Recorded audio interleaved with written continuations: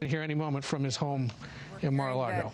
We are hearing, Ed, that he is entering the room at any moment now. That is the tea room at Mar-a-Lago, where he is expected to be joined by Secretary of Defense Pete Hegseth, which you see right there. This is the president coming to the podium. I'm going to listen in to what he has to say. Here we go. We appreciate you being here.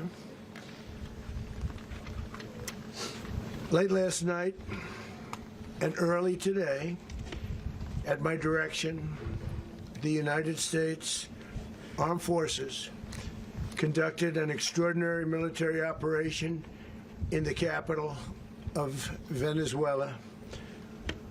Overwhelming American military power, air, land, and sea, was used to launch a spectacular assault.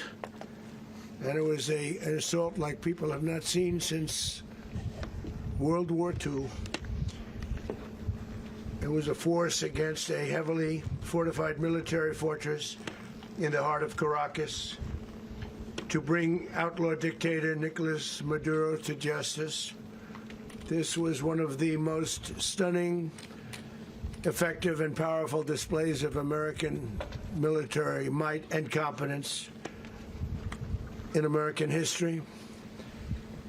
And if you think about it, we've done some other good ones, like the attack on Soleimani, the attack on al-Baghdadi, and the obliteration and decimation of the Iran nuclear sites just recently in an operation known as Midnight Hammer. All perfectly executed and done. No nation in the world could achieve what America achieved yesterday, or frankly in just a short period of time. All Venezuelan military capacities were rendered powerless as the men and women of our military, working with U.S. law enforcement, successfully captured Maduro in the dead of night. It was dark. The lights of Caracas were largely turned off due to a certain expertise that we have. It was dark and it was deadly. But captured along with his wife, Celia Flores, both of whom now face American justice. Maduro and Flores have been indicted in the Southern District of New York. It's Jay Clayton, for their campaign of deadly narco-terrorism against the United States and its citizens. I want to thank the men and women of our military who achieved such an extraordinary success overnight with breathtaking speed, power, precision, and competence. You rarely see anything like it. You've seen some raids in this country that didn't go so well. They were an embarrassment. If you look back to Afghanistan, or if you look back to the Jimmy Carter days, they were different days. We're a respected country again, maybe like never before. These highly trained warriors, operating in collaboration with U.S. law enforcement, caught them in a very ready position. They were waiting for us. They knew we had many ships out in the sea. We were just sort of waiting. They knew we were coming. So they were in a ready, what's called a ready position. But they were completely overwhelmed and very quickly incapacitated.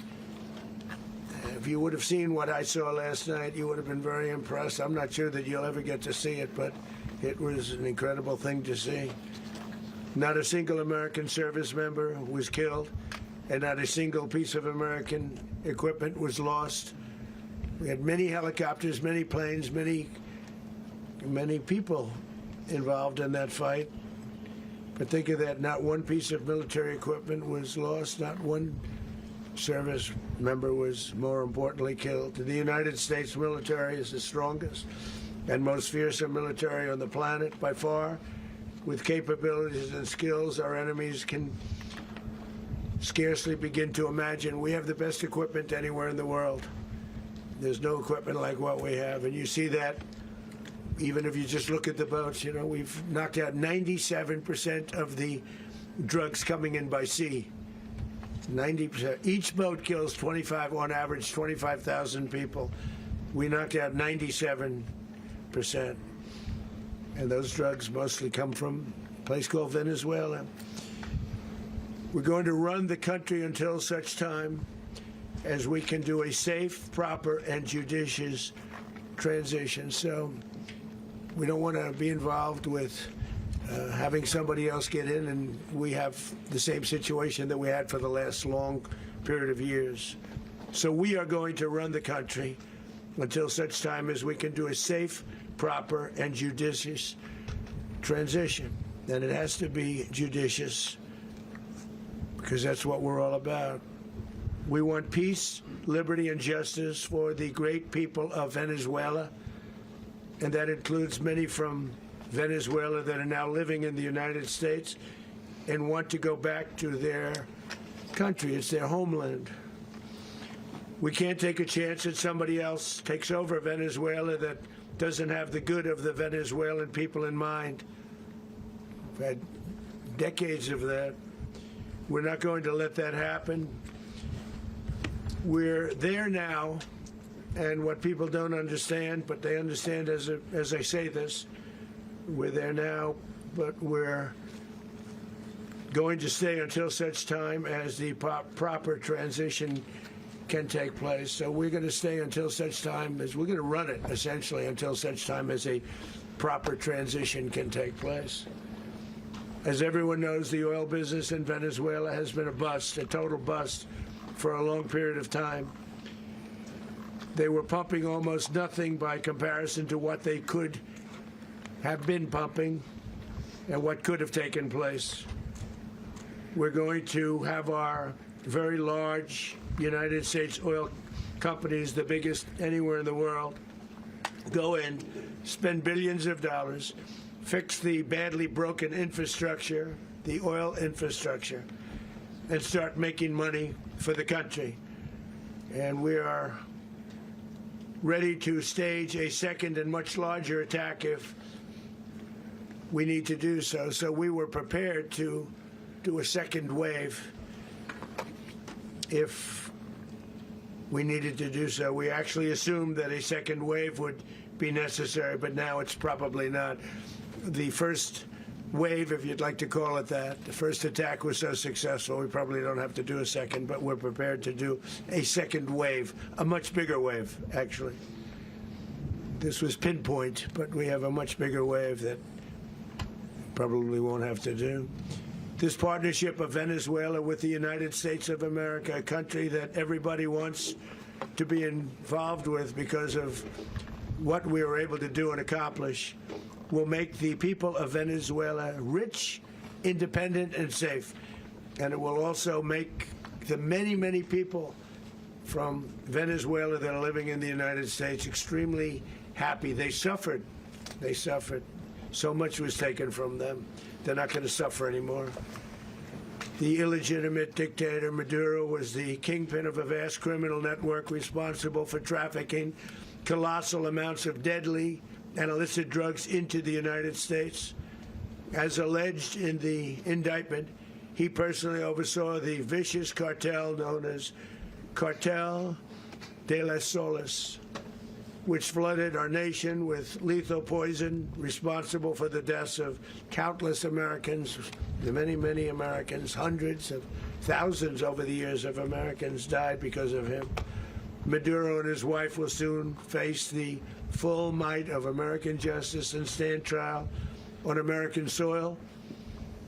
Right now, they're on a ship in Miami or Florida.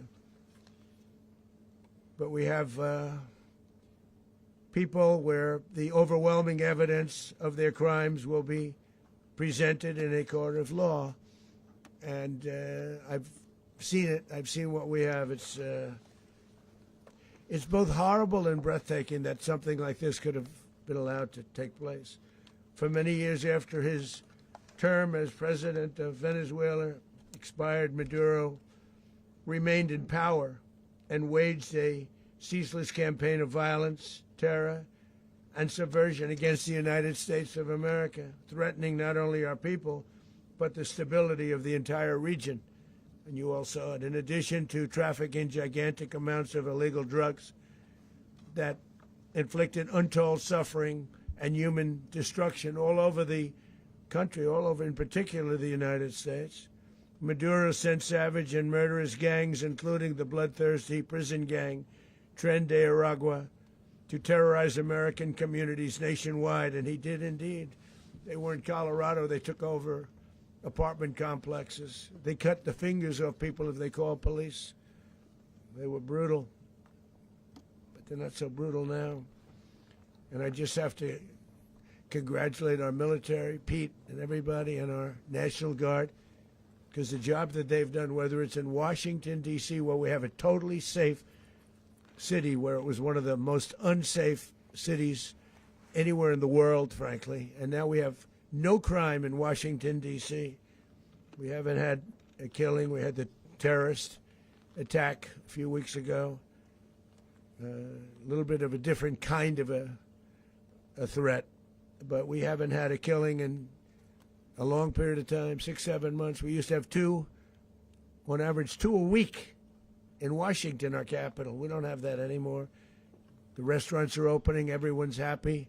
They're going, they're walking their daughters, they're walking their children, their wives. They walk to restaurants. Restaurants are opening all over Washington, D.C. So I want to thank the National Guard. I want to thank our military. And I want to thank law enforcement. Been amazing. And they should do it with more cities. We're doing it, as you know, and we're doing it in Memphis, Tennessee right now, and crime is down. We've just sort of started a few weeks ago, but crime is down now 77%. And the governor of Louisiana called, great person, and he wanted us to help him, as you know, in a certain very nice part of Louisiana. And we have done that. And it was a rough section, and we have crime down. I understand it's down to almost nothing already after 2.5 weeks. New Orleans, it's down to almost nothing, and we've only been there for 2.5 weeks. Can't imagine why governors wouldn't want us to help. We also helped, as you know, in Chicago, and crime went down a little bit there. We did a very small help because we had no working ability with the governor. The governor was a disaster, and the mayor was a disaster, but it knocked down crime. But we're pulling out of there. When they need us, we'll know. You'll know. You'll be writing about it. And likewise, Los Angeles, where we saved Los Angeles early on, where the head of the police department made a statement that if the federal government didn't come in, we would have lost Los Angeles. That's long after the fires. That's when they had the riots in Los Angeles. We did a great job. Got no credit for it whatsoever, but that's okay. It doesn't matter. We don't need the credit. But we'll be pulling out when they need us. They'll call, or we'll go back if we have to. We'll go back. But we did a great job in various cities. But the place that we're very proud of is Washington, D.C., because it's our nation's capital. We took it from being a crime-ridden mess to being one of the safest cities in the country. But the gangs that they sent raped, tortured, and murdered American women and children. They were in all of the cities I mentioned, Tren de Aragua. And they were sent by Maduro to terrorize our people, and now Maduro will never again be able to threaten an American citizen or anybody from Venezuela. There will no longer be threats. For years I've highlighted the stories of those innocent Americans whose lives were so heartlessly robbed by this Venezuelan terrorist organization. Really one of the worst. One of the worst, they say the worst. Americans like 12-year-old Jocelyn Nungary from Houston. Beautiful Jocelyn Nungary, what happened to her? They, as you know, they kidnapped, assaulted, and murdered by Tren de Aragua animals. They murdered Jocelyn and left her dead under the bridge. There was a bridge that will never be the same to so many people after seeing what happened. As I've said many times, the Maduro regime emptied out their prisons, sent their worst and most violent monsters into the United States, to steal American lives. And they came from mental institutions and insane asylums. They came from prisons and jails. The reason I say both, they sound similar. Actually, prisons a little bit more hostile, a little bit tougher. A mental institution isn't as tough as an insane asylum, but we got them both. They sent from their mental institutions. They sent from their jails, prisons. They were drug dealers. They were drug kingpins. They sent everybody bad into the United States, but no longer. And we have now a border where nobody gets through. In addition, Venezuela unilaterally seized and stole American oil, American assets, and American platforms, costing us billions and billions of dollars. They did this a while ago, but we never had a president that did anything about it. They took all of our property. It was our property. We built it. And we never had a president that decided to do anything about it. Instead, they fought wars that were 10,000 miles away. We built Venezuela oil industry with American talent, drive, and skill, and the socialist regime stole it from us during those previous administrations, and they stole it through force. This constituted one of the largest thefts of American property in the history of our country. Considered the largest theft of property in the history of our country. Massive oil infrastructure was taken like we were babies, and we didn't do anything about it. I would have done something about it. America will never allow foreign powers to rob our people or drive us back into and out of our own hemisphere. That's what they did. Furthermore, under the now deposed dictator Maduro, Venezuela was increasingly hosting foreign adversaries in our region and acquiring menacing offensive weapons that could threaten U.S.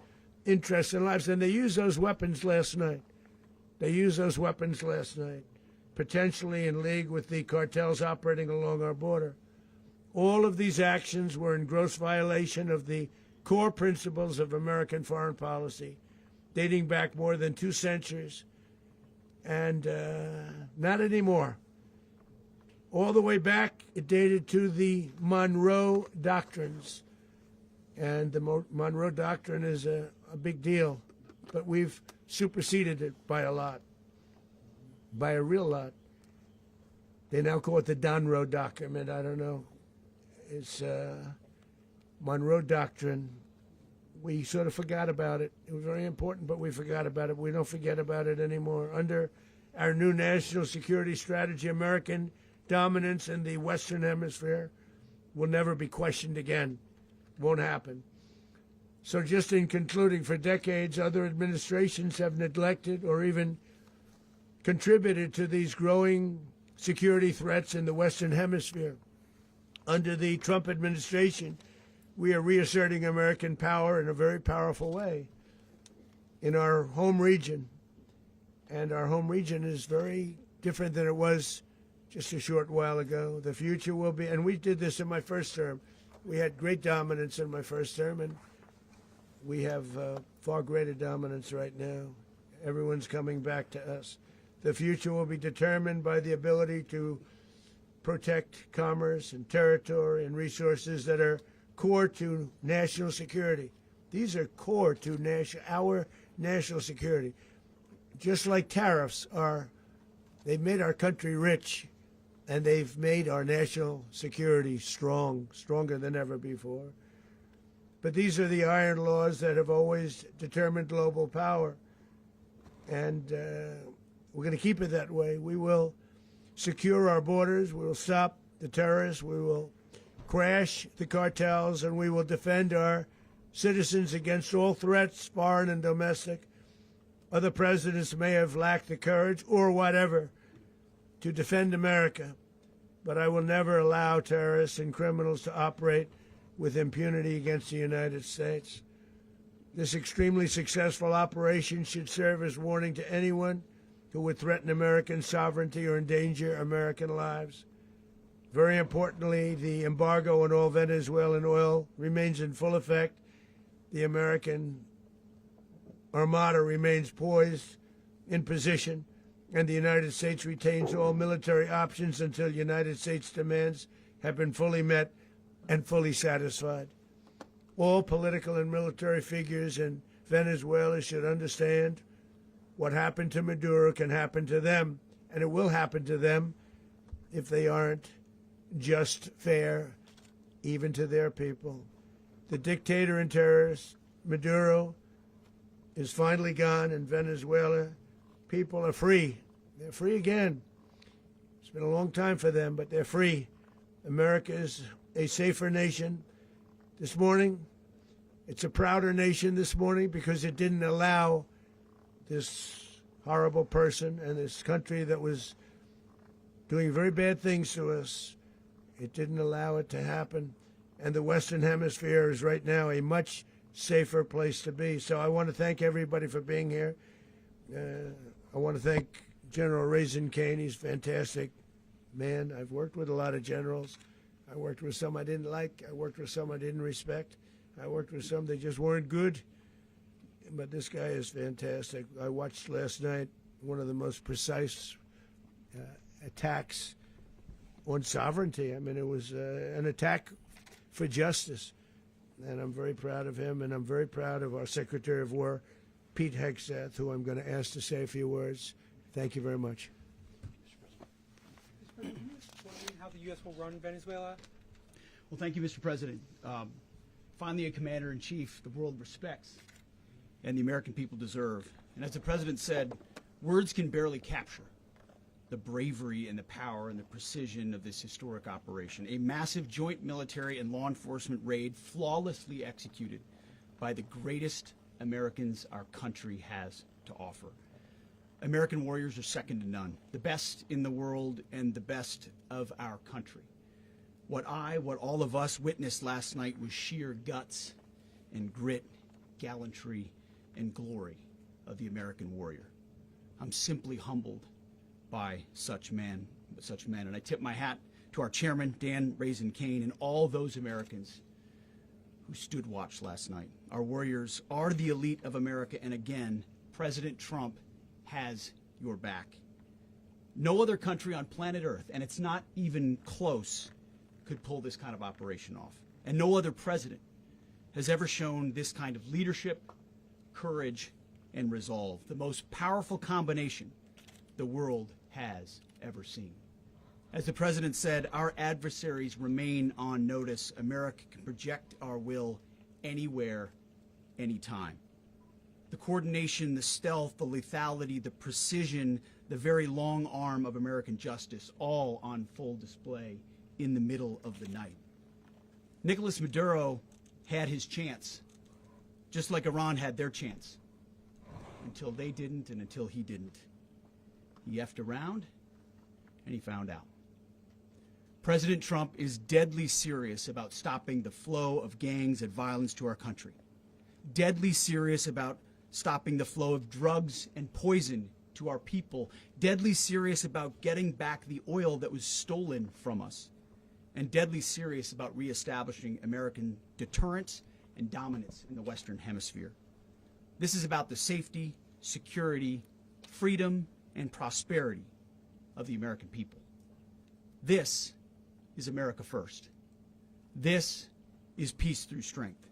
And the United States War Department is proud to help deliver it. Welcome to 2026, and under President Trump, America is back.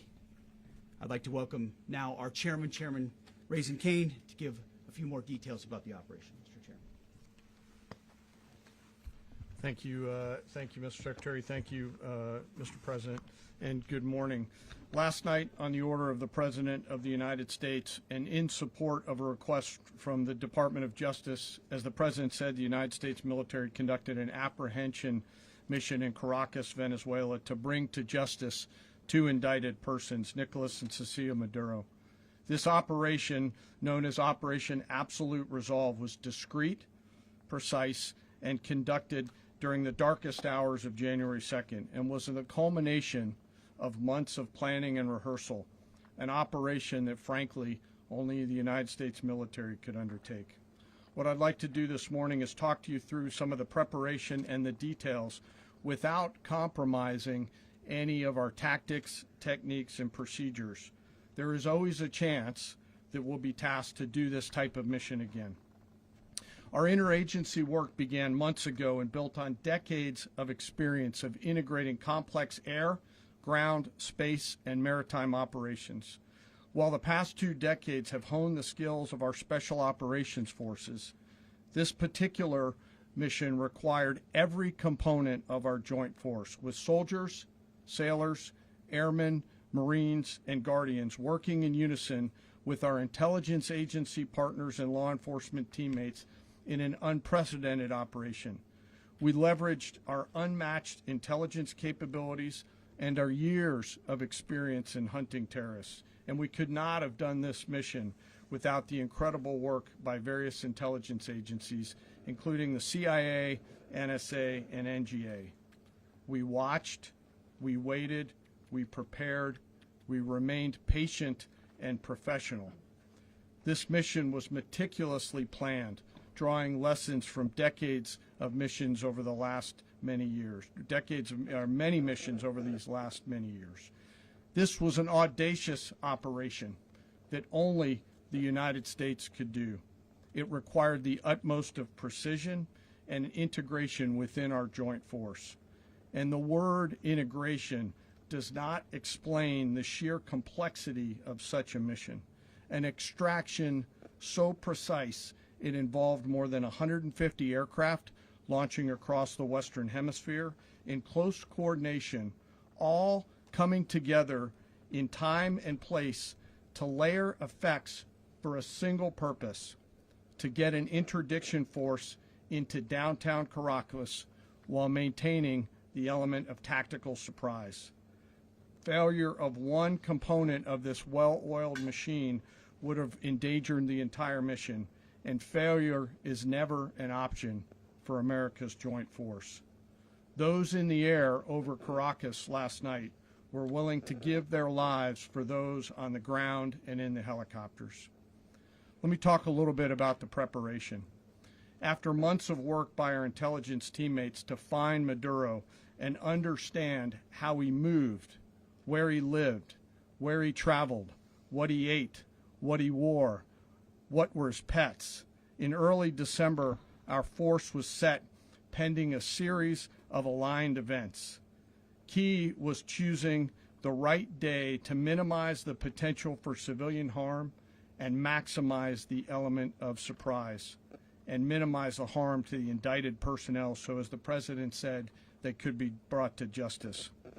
And as the President said earlier today, weather in Venezuela is always a factor this time of the year. And over the weeks through Christmas and New Year's, the men and women of the United States military sat ready, patiently waiting for the right triggers to be met and the President to order us into action. Last night, the weather broke just enough, clearing a path that only the most skilled aviators in the world could maneuver through.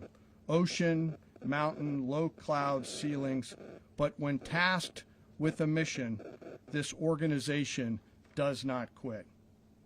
At 10:46 p.m. Eastern Time last night, the President ordered the United States military to move forward with this mission. He said to us, and we appreciate it, Mr. President, good luck and Godspeed. And those words were transmitted to the entire joint force.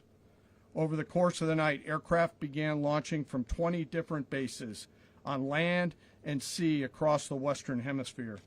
In total, more than 150 aircraft, bombers, fighters, intelligence, reconnaissance, surveillance, rotary wing were in the air last night. Thousands and thousands of hours of experience were airborne. Our youngest crew member was 20, and our oldest crew member was 49, and there's simply no match for American military might. As the night began, the helicopters took off with the extraction force, which included law enforcement officers, and began their flight into Venezuela at 100 feet above the water. As they approached Venezuelan shores, the United States began layering different effects provided by Spacecom, Cybercom, and other members of the interagency to create a pathway. Overhead, those forces were protected by aircraft from the United States Marines, the United States Navy, the the United States Air Force, and the Air National Guard. The force included F-22s, F-35s, F-18s, EA-18s, E-2s, B-1 bombers, and other support aircraft, as well as numerous remotely piloted drones. As the force began to approach Caracas, the Joint Air Component began dismantling and disabling the air defense systems in Venezuela, employing weapons to ensure the safe passage of the helicopters into the target area.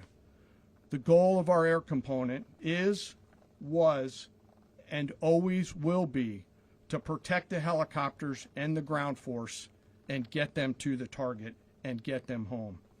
As the force crossed the last point of high terrain where they'd been hiding in the clutter, we assessed that we had maintained totally the element of surprise. As the helicopter force ingressed towards the objective at low level, we arrived at Maduro's compound at 1:01 a.m. Eastern Standard Time, or 2:01 a.m. Caracas local time, and the apprehension force descended into Maduro's compound and moved with speed, precision, and discipline towards their objective, and isolated the area to ensure the safety and security of the ground force while apprehending the indicted persons. On arrival into the target area, the helicopters came under fire, and they replied with that fire with overwhelming force in self-defense. One of our aircraft was hit but remained flyable, and as the President said earlier today, all of our aircraft came home, and that aircraft remained flyable during the rest of the mission.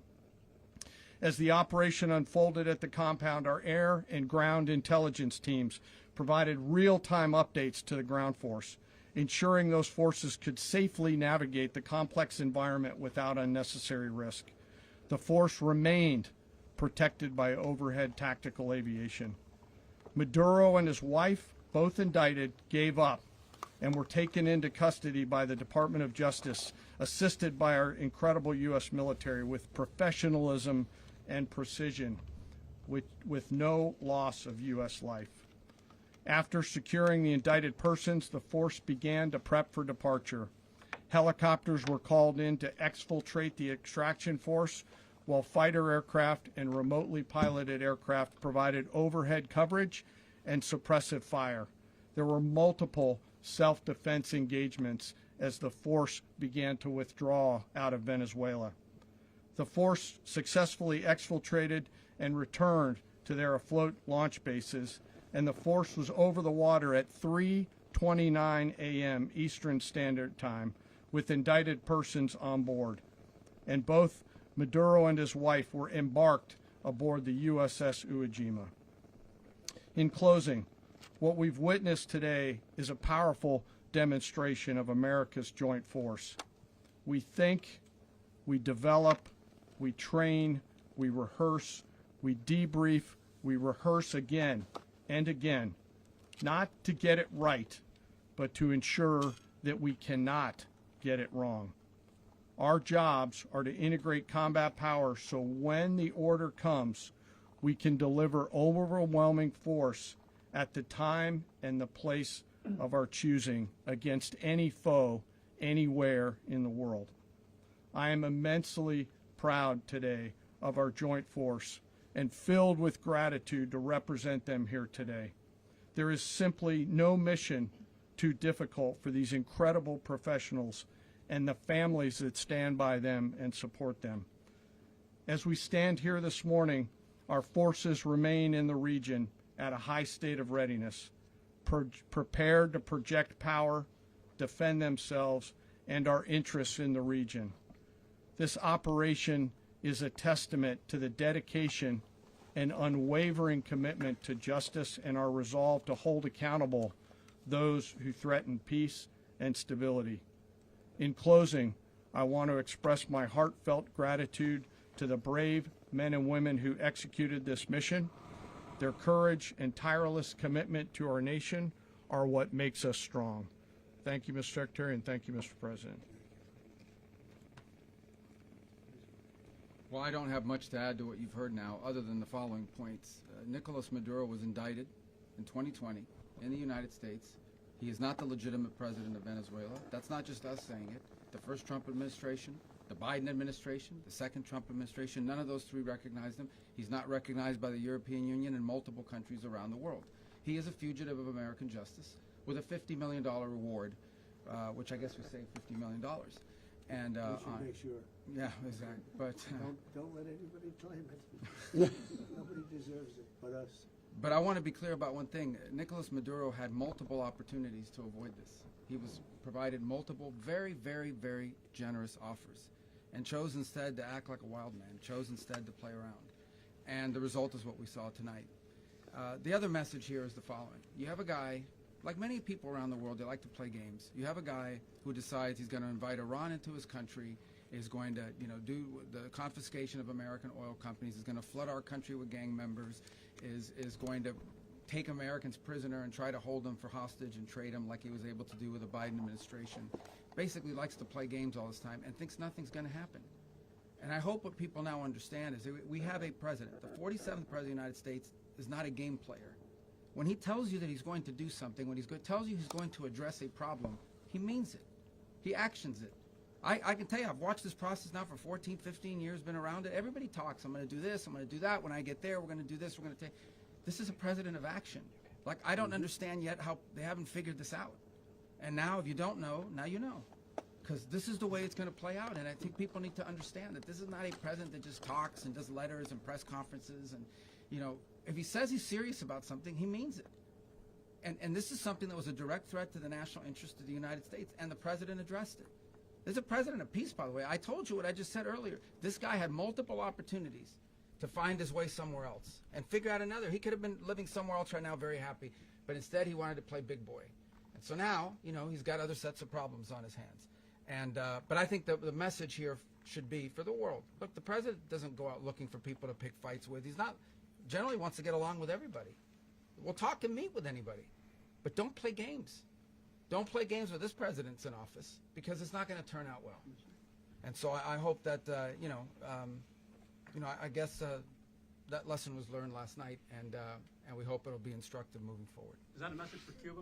Mr. President. Mr. President. Mr. President. Mr. President. Mr. President. You said that the U.S. is going to run Venezuela. So who's in power right now? Well, we're going to be running it with a group, and we're going to make sure it's run properly. We're going to rebuild the oil infrastructure, which will cost billions of dollars. It'll be paid for by the oil companies directly. They will be reimbursed for what they're doing, but that's going to be paid. And we're going to get the oil flowing the way it should be. As you know, it was just a minor flow. It was actually a minor flow for what they have. But we're going to run it properly, and we're going to make sure the people of Venezuela are taken care of. We're going to make sure the people that were forced out of Venezuela by this thug are also taken care of. Mr. President. President, does the U.S. running the country mean that U.S. troops will be on the ground? How will that work? Well, they always say boots on the ground. So we're not afraid of boots on the ground if we have to have. We had boots on the ground last night at a very high level, actually. We're not afraid of it. We don't mind saying it. But we're going to make sure that that country is run properly. We're not doing this in vain. This is a very dangerous attack. This is an attack that could have gone very, very badly. Could have gone very badly. We could have lost a lot of people last night. We could have lost a lot of dignity. We could have lost a lot of equipment. The equipment is less important, but we could have lost a lot. And we're going to make sure that this is proper. We're there now. We're ready to go again if we have to. We're going to run the country right. It's going to be run very judiciously, very fairly. It's going to make a lot of money. We're going to give money to the people. We're going to reimburse people that were taken advantage of. We're going to take care of everybody. It's very important. We couldn't let them get away with it. They stole our oil. We built that whole industry there, and they just took it over like we were nothing. And we had a president that decided not to do anything about it. So we did something about it. We're late, but we did something about it. Yeah, please. Mr. President, can you explain the exact mechanism by which you're going to run the country? Are you going to designate a U.S. official to coordinate? Yes, it's all being done right now. We're designating people. We're talking to people. We're designating various people, and we're going to let you know who those people are. Mr. President, what's the group you mentioned that would run Venezuela? Well, it's largely going to be, for a period of time, the people that are standing right behind me. We're going to be running it. We're going to be bringing it back. It's a dead. I talk about a dead country. A year and a half ago, we were a dead country. Now we're the hottest country anywhere in the world. We're a country doing better than any country anywhere in the world, and it required leadership. Venezuela has a lot of bad people in there, a lot of bad people that shouldn't be leading. We're not going to take a chance at one of those people take over for Maduro. So you can look at, and others. We have fantastic people, including people in the military. So we're going to have a group of people running it until such time as it can be put back on track, make a lot of money for the people, and give people a great way of life, and also reimbursement for people in our country that were forced out of Venezuela.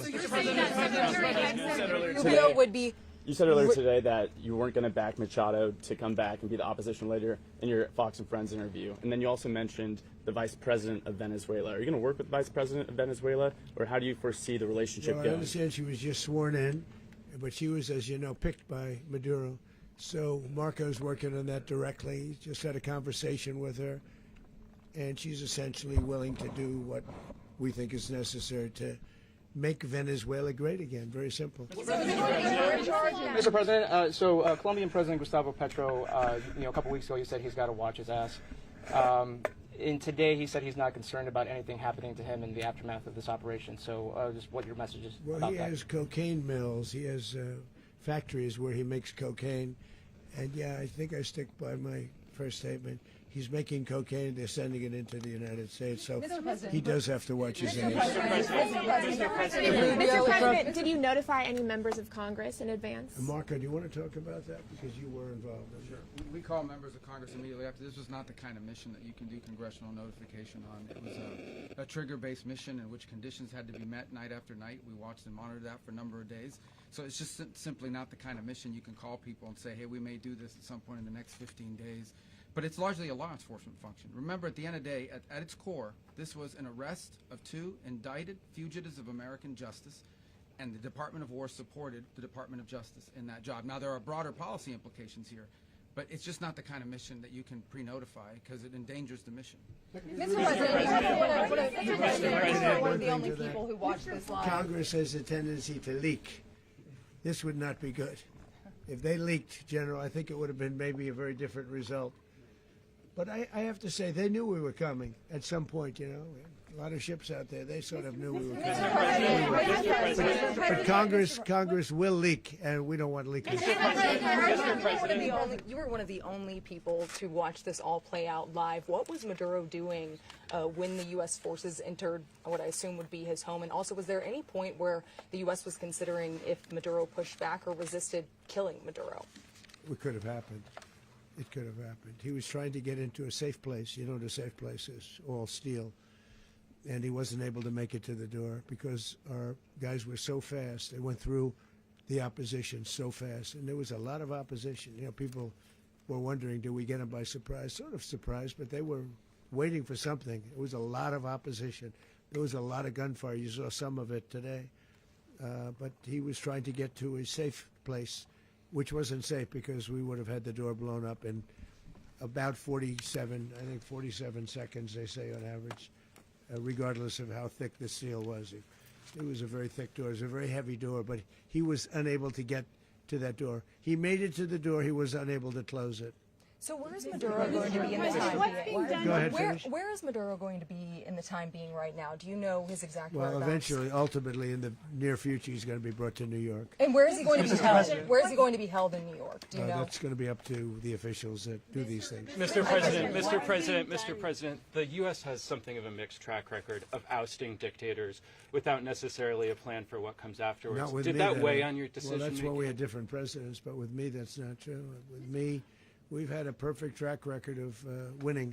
We win a lot, and we win. If you look at Soleimani, you look at al-Baghdadi, you look at the Midnight Hammer. Midnight Hammer was incredible. Right now, you wouldn't have peace in the Middle East. We have essentially peace in the Middle East because of that. If we weren't successful with Midnight Hammer, you wouldn't have peace in the Middle East. So, with me, you've had a lot of victory. You've had only victories. You've had no losses. Yeah. Mr. President, can you? How long do you expect the U.S. to run Venezuela, and how soon do you want the Venezuelan people to hold elections? So I'd like to do it quickly, but it takes a period of time. You know, we're rebuilding. We have to rebuild their whole infrastructure. The infrastructure is rotted.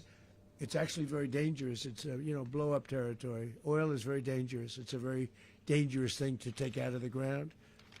Can kill a lot of people. It has killed a lot of people doing just that. The infrastructure is old. It's rotted.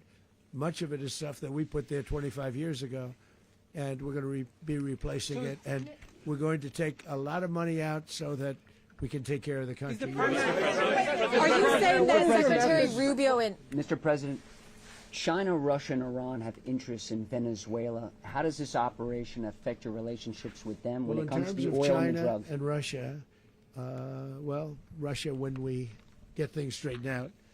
But in terms of other countries that want oil, we're in the oil business. We're going to sell it to them. We're not going to say we're not going to. In other words, we'll be selling oil, probably in much larger doses because they couldn't produce very much because their infrastructure was so bad. So we'll be selling large amounts of oil to other countries, many of whom are using it now, but I would say many more will come. Are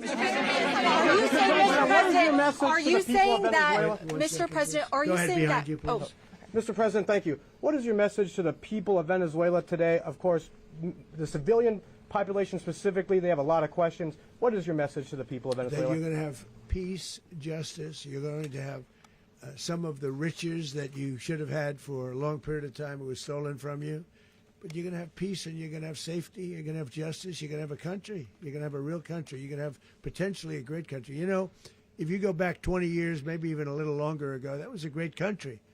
And they destroyed it. Remember I said that if we lose this election, the United States will be Venezuela on steroids. That's what would have happened. Had we lost the election, the 2024 election, we suffered so badly when you look at the border from 2020. What they did, what Joe Biden administration did to our country should never be forgotten. But if we had to go through another year of that, we wouldn't have. We would be exactly where Venezuela was in terms. I used to say, if they win, we're going to be Venezuela on steroids, and that's what would have happened. President, thank you. Are you saying that Secretary Hegseth and Rubio are going to be running Venezuela, and will you be sending in U.S. military They're troops going to to be a provide? team that's working with the people of Venezuela to make sure that we have Venezuela right. Because for us to just leave, who's going to take over? I mean, there is nobody to take over. You have a vice president who's been appointed by Maduro. And right now she's the vice president, and she's, I guess, the president. She was sworn as president just a little while ago. She had a long conversation with Marco, and she said, we'll do whatever you need. I think she was quite gracious, but she really doesn't have a choice. We're going to have this done right. We're not going to just do this with Maduro, then leave like everybody else, leave and say, let it go to hell. If we just left, it has zero chance of ever coming back. We'll run it properly. We'll run it professionally. We'll have the greatest oil companies in the world go in and invest billions and billions of dollars and take out money, use that money in Venezuela. And the biggest beneficiary are going to be the people of Venezuela. And also, I can't stress this strongly enough, the people that got thrown out of Venezuela that are now in the United States, and frankly, some want to stay and some probably want to go back. Yeah. So, Mr. President, what is being done to protect Americans in the country, and were any of the detained Americans Well, right now they're rescued very last protected because nobody's going to mess with us. They're very protected. The people of, and we let them know that you better not touch one of them. Are you concerned that bad elements of the Maduro regime will remain in place? Well, we know who they are. We're on them, and they're acting much differently now than they would have acted 2 days ago. And what can you okay, say wait, about behind you, please. Mr. President, why is running a country in South America America first?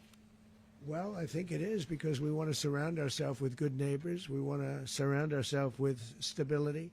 We want to surround ourselves with energy. We have tremendous energy in that country. It's very important that we protect it. We need that for ourselves. We need that for the world. And we want to make sure we can protect it. Mr. President, Cuba here? Yes, sir. Please, go ahead. Yeah, is there a message here for Cuba and Diaz-Canel? Well, Cuba is an interesting case. Cuba is, not doing very well right now. That system has not been a very good one for Cuba. The people there have suffered for many, many years. And I think Cuba is going to be something we'll end up talking about, because Cuba is a failing nation right now, very badly failing nation. And we want to help the people. It's very similar in the sense that we want to help the people in Cuba, but we want to also help the people that were forced out of Cuba and living in this country. Do you want to say something about that, Marco, please? Well, I mean, I just gave you a statement a few minutes ago about, when the president speaks, you should take him seriously. So suffice it to say, Cuba is a disaster.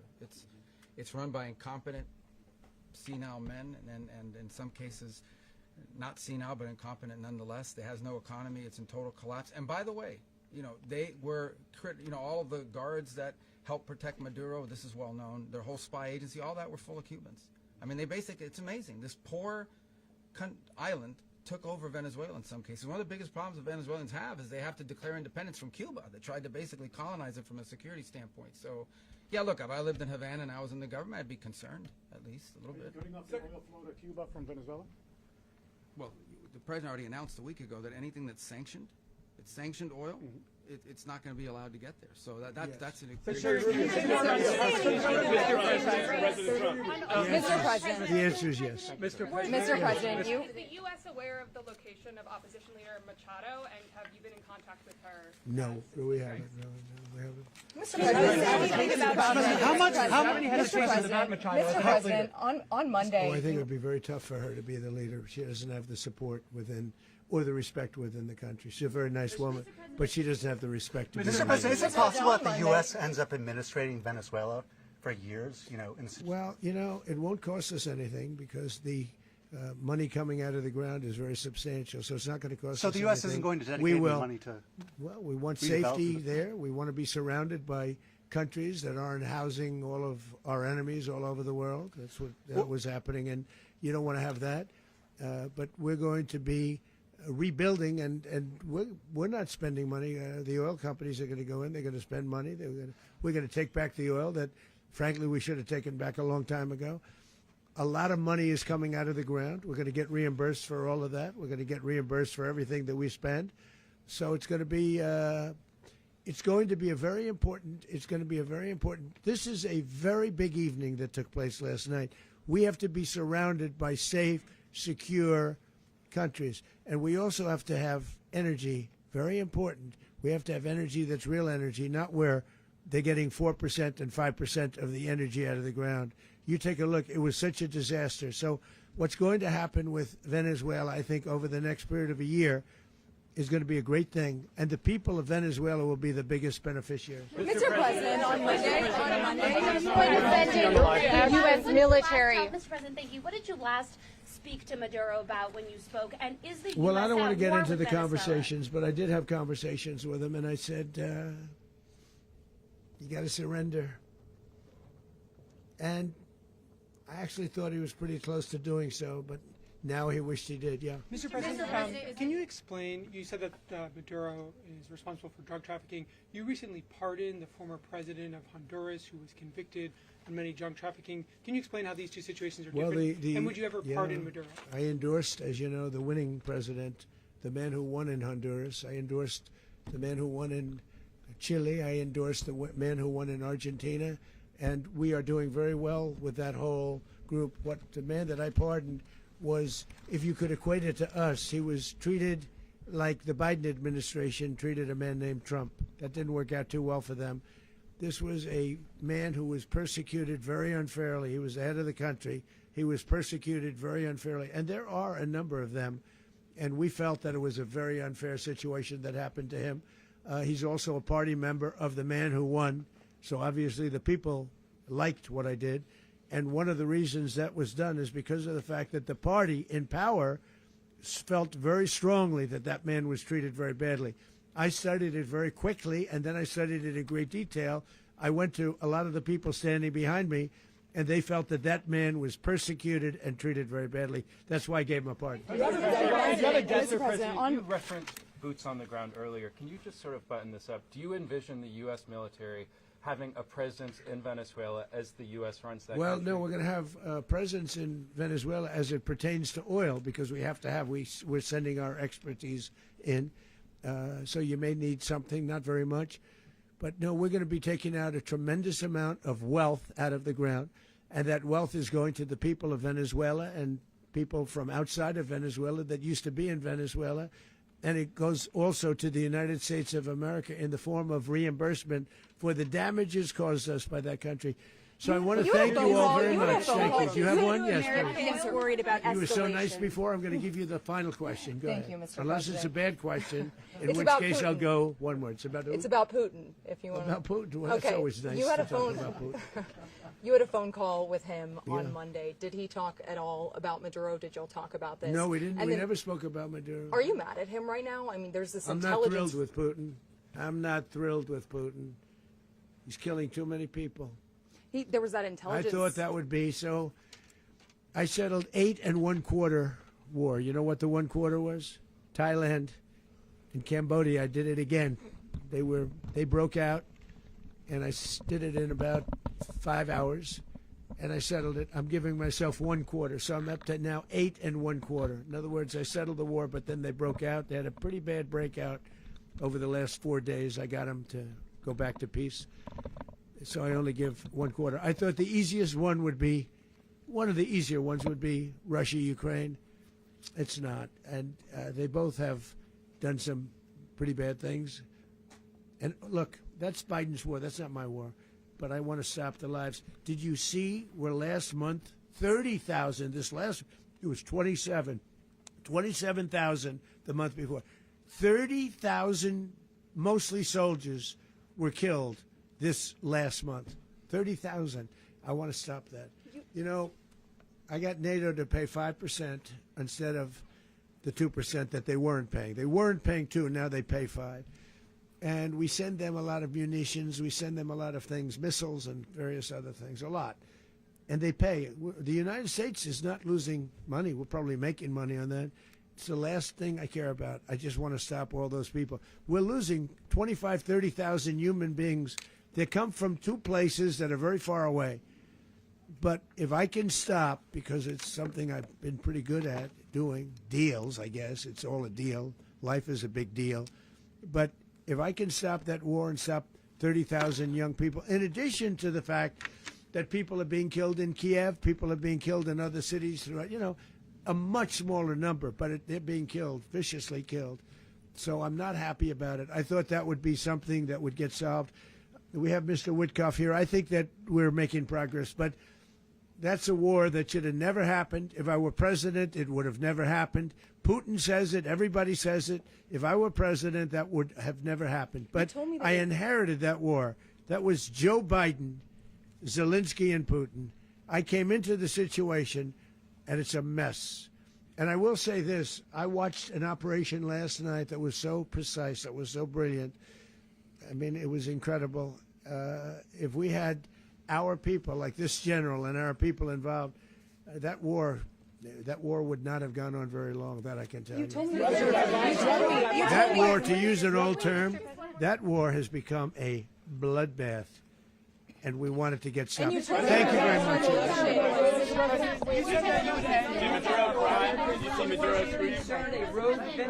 Mr. Secretary, can you talk about your conversation with the Vice President?